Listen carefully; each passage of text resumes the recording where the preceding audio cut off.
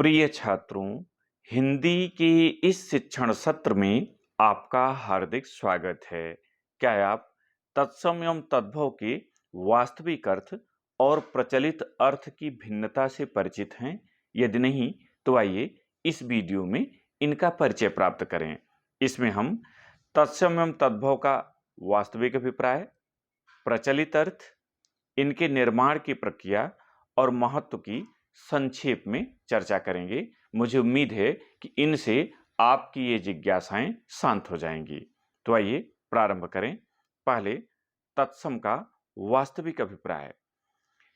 किसी भी भाषा के वे मूल शब्द जिनका प्रयोग कहीं भी ज्यों का त्यों उनके उसी मूल स्वरूप में किया जाता है, उन्हें तत्सम शब्द कहते हैं। जैसे संस्कृत में पुण्य, हिंदी में बुद्धू, फारसी में नौकरी, अरबी में नक्शा, अंग्रेजी में ब्रश आदि। तद्भव का वास्तविक अभिप्राय क्या है? किसी भी भाषा के तत्सम शब्द जब व्यवहृत होते होते विकृत होकर अपने दूसरे रूप में प्रयुक्त होने लगते हैं, तब उन्हें तद्भव कहते हैं। जैसे संस्कृत में पुण्य का पुण्य, हिंदी में बुद्धू का भोंदू, फारसी में नौकरी का नौकड़ी, अरबी में नक्शा का नक्शा और अंग्रेजी में ब्रश का बुरुश आदि। अब आइए जानें कि तत्सम का प्रचलित अर्थ क्या है। संस्कृत भाषा के वे शब्द जो हिंदी भाषा में ज्यों के त्यों अर्थात अपने मूल रूप में प्रयुक्त होते हैं, उन्हें तत्सम शब्द कहते हैं। जैसे अग्नि, धर्म, सूर्य, दधि आदि। तद्भव का प्रचलित अर्थ क्या है? तद्भव दो शब्दों से मिलकर बना है, तत् और भव। तत् माने उससे अर्थात संस्कृत से, और भव माने होना या उत्पन्न होना।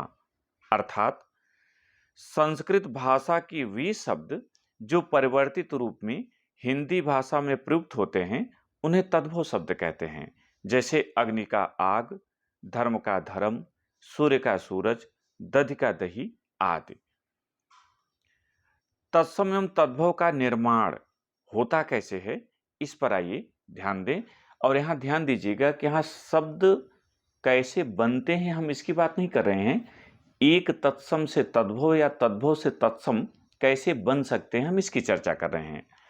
सामान्यतया किसी एक तद्भव का एक ही तत्सम होता है, किंतु एक तत्सम के एक से अधिक तद्भव शब्द बनते देखे जाते हैं। तद्भव शब्द डंक को लीजिए, इसका तत्सम दंस होता है, किंतु डंस और डांस का तत्सम भी दंस ही है। इसी तरह डार का तत्सम दारू होगा, किंतु डाल एवं दार का भी तत्सम दारू ही होता है। अतः भाषा को प्रौढ़ता प्रदान करने के लिए तत्सम एवं तद्भव शब्दों का सम्यक ज्ञान एवं प्रयोग आवश्यक है। तत्सम एवं तद्भव का महत्व क्या है? लेखन में तत्सम एवं तद्भव शब्दों का प्रयोग अत्यंत महत्व का है। यह भाषा को प्रौढ़ता और चारुता प्रदान करता है। यद्यपि संस्कृत भाषा में तद्भव शब्दों के लिए कोई स्थान नहीं है, किंतु हिंदी भाषा में इनका प्रचुर मात्रा में प्रयोग किया जाता है। यद्यपि गद्य एवं पद्य लेखन में तथा बोलचाल में भी तद्भव शब्दों की बहुलता रहती है, तथापि तत्सम शब्दों का प्रयोग एक लेखक एवं वक्ता के सुशिक्षित होने का पुष्ट प्रमाण है। अतः इनके प्रयोग का सम्यक ज्ञान अपेक्षित है और बोलचाल में या लेखन में तत्सम शब्दों को प्रधानता देनी चाहिए। इस भाग में इतना ही। बहुत बहुत धन्यवाद।